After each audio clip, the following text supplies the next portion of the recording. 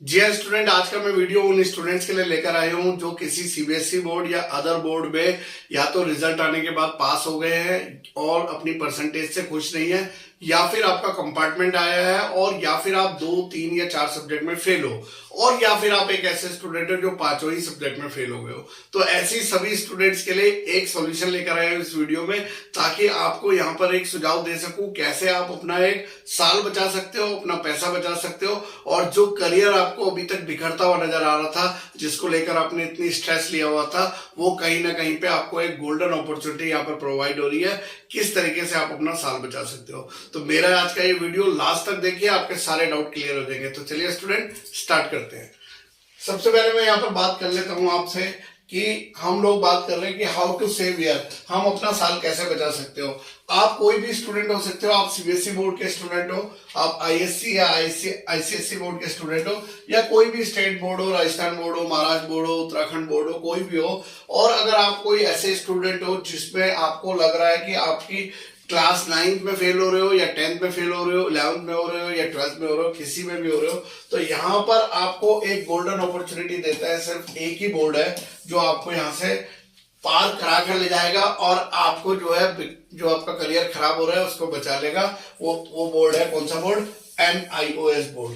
तो जब ये बोर्ड इतना इंपॉर्टेंट बोर्ड है, जब इन सब की समस्याओं को ये दूर कर रहा है भारत में, तो फिर इसके बारे में आगे बढ़ने से पहले थोड़ा सा NIOS बोर्ड के बारे में जान लेते हैं हम लोग कि NIOS बोर्ड है क्या। सबसे पहले तो मैं बात करता हूँ वैल्यू की, क्योंकि वैल्यू के लेकर बहुत सारे स्टूडेंट के क्वेश्चन आते हैं क्या NIOS बोर्ड की वैल्यू है या नहीं है। तो सबसे पहले तो आपको बता दूं, it is approved by government of India. Government of India से अप्रूव्ड बोर्ड है ये, और इस बोर्ड को MHRD चलाता है, यानी कि ministry of human resource development. तो जब ये गवर्नमेंट अप्रूव्ड है तो ऑब्वियसली यहाँ के जो भी सर्टिफिकेट आपको दिए जा रहे हैं वो वैल्यू रखते हैं ऑल ओवर इंडिया में। और साथ ही साथ में यहाँ पे बात कर रहे हैं कि क्या प्रोवाइड कर रहा है ये बोर्ड। ये बोर्ड आपको प्रोवाइड कर रहा है ODL मेथड। ODL बोले तो ओपन डिस्टेंस लर्निंग एजुकेशन, यानी कि एकमात्र ऐसा बोर्ड है भारत में जो आपको बिना स्कूल जाए, बिना रेगुलर फीस भरे, आप घर में बैठकर ही अपनी सेल्फ स्टडी करके एग्जाम को देकर क्लास 10th और 12th को क्वालिफाई कर सकते हैं, यानी सेकेंडरी क्लास और सीनियर सेकेंडरी क्लास को। उसके बाद अगर हम आगे बात करते हैं कि एप्लीकेबल कहां कहां पे इस सर्टिफिकेट को हम यूज कर सकते हैं। अगर आप किसी गवर्नमेंट जॉब में जा रहे हैं तो वहां पर आप लगा सकते हैं। आप अगर आर्मी के लिए अप्लाई कर रहे हैं तो वहां पे लगा सकते हैं। आप पासपोर्ट बनाने जा रहे हैं तो वहां पर लगा सकते हैं। आप आगे की हायर एजुकेशन BCom BBA, साथ ही साथ में सबसे इंपॉर्टेंट है यहाँ पे क्या, ओपन चॉइस। ओपन चॉइस मिलती है आपको किसको लेकर, सब्जेक्ट को लेकर। You can choose any subject, either it is physics, chemistry, bio, maths, painting, history, कुछ भी लेना हो सब आपको मिल जाएगा।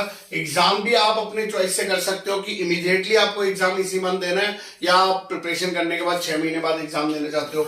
लोकेशन भी आप खुद ही डिसाइड करते हो कि हमको किस लोकेशन में एग्जाम देना है। इंडिया के किसी भी कोने में आप एग्जाम दे सकते हो। और साथ साथ में ऑन डिमांड एग्जाम में तो आप डेट भी खुद चूज करोगे कि मेरे को इस सब्जेक्ट का एग्जाम इस तारीख में, इस महीने में देना है। तो इतना ओपन चॉइस यहाँ पे आपको प्रोवाइड करता है। और साथ साथ में एक और इंपॉर्टेंट यहाँ पे वो है, that is the low fees, reasonable fees structure है यहाँ पर। छोटी सी बात करता हूँ, अगर आप रेगुलर स्कूल में जाते हो, आज की डेट में एक छोटे से छोटे स्कूल में भी लगभग 2 से 2.5 लाख रुपए खर्चा है एक साल का, डायरेक्ट और इनडायरेक्ट मिला के रुपए। और आपका जो है 12th में 2.5 लाख रुपए लगाते हैं तो टोटल 5 लाख रुपए आपका खर्चा होता है। और यहाँ पे एक छोटे से अमाउंट में ही वो ही सर्टिफिकेट्स प्राप्त कर सकते हो जो रेगुलर बोर्ड से मिलते हैं। उसके बाद आपके डिफरेंट स्टूडेंट्स हैं हमारे यहाँ पर, चाहे वो सीबीएसई बोर्ड से है या अदर बोर्ड से हैं। अगर आप भी ये वीडियो देख रहे हो तो आप कोई ना कोई एक कैटेगरी में आते हो। सबसे पहला कैटेगरी है, मान लीजिए हो सकता है आप ऐसे स्टूडेंट हो जो फेल हो गए हैं ऑल सब्जेक्ट में, जो टोटली फेल है, ठीक है।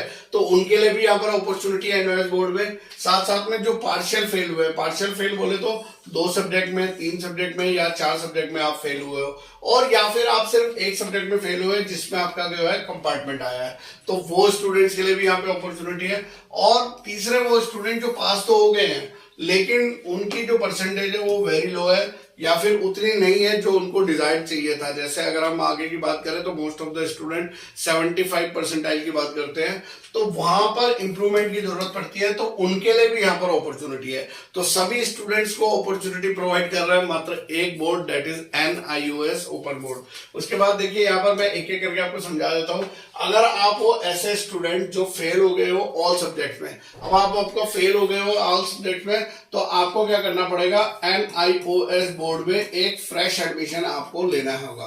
फ्रेश एडमिशन बोलेगी यानी कि आपको दोबारा से जो है एडमिशन लेना है। अब यहाँ पर जो एडमिशन है वो हमारा किस में एडमिशन होगा, वो होगा पब्लिक एग्जाम में, जिसे हम बोलते हैं पब्लिक एग्जाम। पब्लिक एग्जाम में वो स्टूडेंट जो है रजिस्टर कराते हैं जो पांचों सब्जेक्ट में रजिस्टर कराते हैं, यानी कि आपको यहाँ पे कोई भी 5 सब्जेक्ट को क्वालिफाई करना होता है, 5 सब्जेक्ट को पास करना होता है।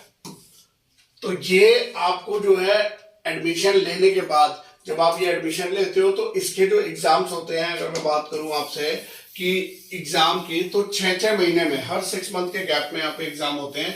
जैसे हम लोग यहाँ पर दिखाएं आपको कि आपका अगर जी मान लीजिए जून में रिजल्ट आ रहा है किसी भी ईयर में और अब आप फेल हो गए या कुछ भी हुआ है, तो आपके पास 2 अपॉर्चुनिटी है। या तो आप आने वाले अक्टूबर में एग्जाम दे सकते हो, या फिर नेक्स्ट ईयर में दोबारा से यहाँ पे एग्जाम दे सकते हो आपका। तो यहाँ पर आपके पास अपॉर्चुनिटी बनी रहती है कि आपको जो है कहां पर आपको एग्जाम देना है, या तो अक्टूबर में दे दीजिए या अप्रैल में दे दीजिए। अगर आप फेल हुए हो ऑल सब्जेक्ट में, यहाँ पे आपका पूरा का पूरा साल क्या होने वाला है, बचने वाला है, यानी कि आपका साल नहीं खराब होगा, आप जो है उसी साल में ही एग्जाम दे दोगे। ठीक है। फिर उसके बाद अगर मैं बात करता हूँ यहाँ पे अगली कैटेगरी की, तो अगली कैटेगरी आते हैं जो पार्शियल फेल हुए हैं, है ना। पहले मैं पार्शियल फेल की बात करता हूँ। मान लीजिए आप हुए हो फेल 2 सब्जेक्ट में, 3 सब्जेक्ट में या 4 सब्जेक्ट में। जब आप फेल 2, 3, 4 में हुए हो तो आप पास किस में होंगे, पास हुए होंगे 3 सब्जेक्ट में, यहाँ पे 2 सब्जेक्ट में और यहाँ पे 1 सब्जेक्ट में। तो देखो होता क्या है कि जब आप फेल होते हो ना किसी भी सब्जेक्ट में, तो यहाँ पे क्या होता है, कोई भी 2 सब्जेक्ट को हम यहाँ पर एक वर्ड यूज करते हैं TOC, यानी कि ट्रांसफर ऑफ क्रेडिट। यानी कि जो भी 2 सब्जेक्ट में आप पास हो, यानी जिस भी किसी 2 सब्जेक्ट में आप पास हो, वो एज इट इज आपका ट्रांसफर कर दिया जाएगा NIOS बोर्ड में। आपका किस में कर दिया जाएगा, NIOS बोर्ड में ट्रांसफर कर दिया जाएगा। और जो बाकी बचे हुए आपके एग्जाम होंगे ना, उनका आपको क्या देना पड़ेगा, बाकी बचे हुए सब्जेक्ट का आपको एग्जाम देना होगा। देखिए स्टूडेंट, अगर आप पार्शियल फेल हुए हो तो क्या सिचुएशन है। पार्शियल फेल की क्या होता है आपका, जैसे मान लीजिए एक एग्जांपल है, एक स्टूडेंट है, उसके पास सब्जेक्ट है आपके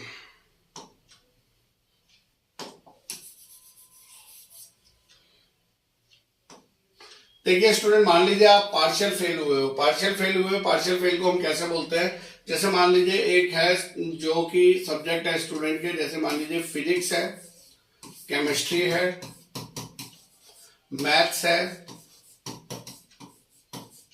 इंग्लिश है और हिंदी है। ठीक है। अब मान लीजिए ये जो है ना, हिंदी में पास है, इंग्लिश में पास है और मैथ्स में पास है, लेकिन केमिस्ट्री में और फिजिक्स में फेल है, इन 2 सब्जेक्ट में फेल है, तो ये पार्शियल फेल कहलाता है। अब 2 सब्जेक्ट में फेल होने पे हम क्या करते हैं कि जो ये 5 सब्जेक्ट में पास हुआ है, जो ये 3 सब्जेक्ट में पास हुआ है, इन 3 में से कोई भी 2 सब्जेक्ट यहाँ पे ट्रांसफर हो जाएंगे NIOS बोर्ड में, उसके आपको एग्जाम नहीं देने पड़ेंगे, एज इट इज मार्क्स आपके ट्रांसफर हो जाएंगे। तो फिर आपको एग्जाम किसका देना पड़ेगा, आपको एग्जाम देना पड़ेगा एक तो आपका फिजिक्स, एक आपका केमिस्ट्री, क्योंकि इसमें तो आप फेल थे ही, और मान लीजिए आप ट्रांसफर कराते हो कि हमने मैथ्स को ट्रांसफर करा दिया और हिंदी को ट्रांसफर करा दिया, तो इंग्लिश बच गया, तो इंग्लिश का आपका यहाँ पे जो है आपका एग्जाम होगा। यानी कि आपको फिजिक्स, केमिस्ट्री और इंग्लिश का एग्जाम देना है, 2 सब्जेक्ट आपके यहाँ से ट्रांसफर हो जाएंगे और आपको सर्टिफिकेट मिल जाएगा। अब बात करते हैं, बहुत सारे स्टूडेंट ये भी है क्या कि जो पास तो हो गए हैं, लेकिन उनको चाहिए कि इम्प्रूवमेंट है, कि उनकी परसेंटेज नहीं बनी है। कि मान लीजिए उन्होंने बोला कि मेरे को तो जो है 58% ही आया है, और जबकि मेरा टारगेट है कि एटलीस्ट आई नीड 75%, लेकिन आप पास हो। तो ऐसे स्टूडेंट को, जो लोग पास हो जाते हैं, उनको भी NIOS बोर्ड एडमिशन देता है, लेकिन उनको क्या है, एक कंडीशन लगा देते हैं कि आप मिनिमम एक सब्जेक्ट का एग्जाम दे सकते हो और मैक्सिमम ज्यादा से ज्यादा अगर आप सब्जेक्ट का एग्जाम देना चाहते हैं तो आपको 4 सब्जेक्ट का ही अलाउड होता है, यानी कि मिनिमम 1 और मैक्सिमम 4। अब आप 1 का भी दे सकते हो, 2 का भी दे सकते हो, 3 का भी दे सकते हो और 4 सब्जेक्ट का भी एग्जाम दे सकते हो। लेकिन यहां पर क्या होता है कि जब आप यहां पर पास हो जाएंगे, जब आप क्वालिफाई कर जाएंगे, आपने एग्जाम दे दिया, परसेंटेज आ गई, तो यहाँ पे आपको सिर्फ एक ही डॉक्यूमेंट मिलेगा और वो डॉक्यूमेंट आपका होगा सिर्फ मार्कशीट। आपको और कुछ नहीं मिलेगा यहाँ पर। क्यों? क्योंकि आप ऑलरेडी पास हो, ऑलरेडी दूसरे बोर्ड का आपके पास सब कुछ है, तो यहाँ पे आपको मार्कशीट तो मिलेगा, आपको मार्कशीट तो मिलेगा। लेकिन जैसे अगर हम बात करें माइग्रेशन सर्टिफिकेट, टीसी या पासिंग सर्टिफिकेट जो अदर बोर्ड से मिलता है, वो इस केस में आपको नहीं मिलेगा, यहाँ पे नहीं दिया जाएगा। तो ये एक कंडीशन रहती है आपके इसकी। तो मेरा कहना यह है, स्टूडेंट, आप कोई भी स्टूडेंट हो, आप किसी भी सिचुएशन में फंसे हो, एक बार आइए, हम आपको क्या करा के देंगे, यहाँ पे प्रॉपरली एडमिशन करा के देंगे, आपको गाइड करेंगे कैसे कैसे आपको फॉर्म भरना है, किस तरीके से आपको जो है अप्लाई करना है। फिर आपके सब्जेक्ट सिलेक्शन में हेल्प करेंगे, कौन सा सब्जेक्ट आपके लिए बेटर रहेगा, कौन सा आप हटा दीजिए अपने उससे, और जो प्रैक्टिकल एग्जाम्स होना है तो उसका प्रिपरेशन कैसे करना है उसके बारे में हम लोग यहाँ पे बताएंगे। ठीक है, असाइनमेंट्स बनाने में आपकी हेल्प करेंगे, आपको वो लेटेस्ट सिलेबस प्रोवाइड करेंगे जो एनवाइस बोर्ड का है, ताकि आपको पता चल सके कैसे पढ़ना है। कुछ सैंपल पेपर आपको देंगे हम सॉल्व, जिससे आपको जो है एक हेल्प मिलेगी कि किस तरीके का पैटर्न आएगा एग्जाम का, कैसे हमको क्वालिफाई करना है, और लास्ट में कैसे आपको मार्कशीट मिलेगी, ओरिजिनल मार्कशीट, वो सब भी हम प्रोवाइड करेंगे। तो इतना सब कुछ हम जब देते हैं, तो पिछले साल भी सीबीएसई बोर्ड में बहुत सारे स्टूडेंट फेल हुए थे, फिर वो हमारे एनवाइस बोर्ड में आए, फिर एनवाइस बोर्ड में आकर उनको हमने उनका साल भी बचाया और उनको जो है पास भी हुए वो बहुत अच्छे से। उसके बाद अगर आप उन वीडियोस में जाके कमेंट बॉक्स में देखिए तो बहुत सारे अप्रिसिएशन के उनके मैसेज आए थे, कमेंट्स आए थे। तो आपने भी क्या करना है, आपको सिर्फ हमारे इन व्हाट्सएप नंबर से जुड़ना है।